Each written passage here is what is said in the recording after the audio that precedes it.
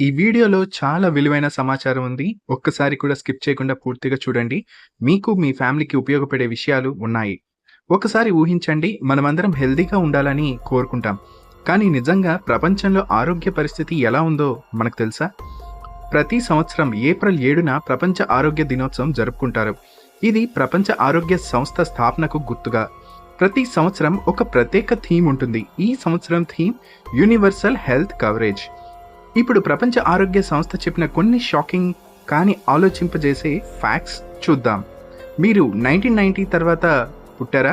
అయితే మీరు మొదటి జనరేషన్ వాళ్ళకంటే సుమారు 6 సంవత్సరాలు ఎక్కువ జీవించే అవకాశం ఉంది. కానీ ప్రతి సంవత్సరం ప్రపంచంలో 66 లక్షల చిన్నారులు 5 సంవత్సరాల లోపే చనిపోతున్నారు.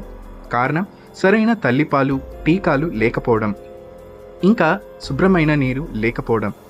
ప్రతి 10 మంది బిడ్డల్లో ఒకరు నెలలు నిండక ముందే పుడుతున్నారు. దీంతో ప్రతి సంవత్సరం 10 లక్షల చిన్నారులు ప్రాణాలు కోల్పోతున్నారు.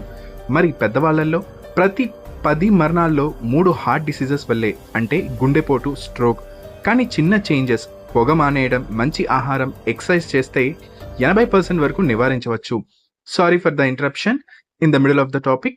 నేను మీకోసం చాలా వాల్యుబుల్ ఇన్ఫర్మేషన్ షేర్ చేస్తున్నాను. కాబట్టి నా హార్డ్ వర్క్ని కన్సిడర్ చేసి ప్లీజ్ లైక్ చేయండి, షేర్ చేయండి మరియు సబ్స్క్రైబ్ చేయడం మర్చిపోకండి.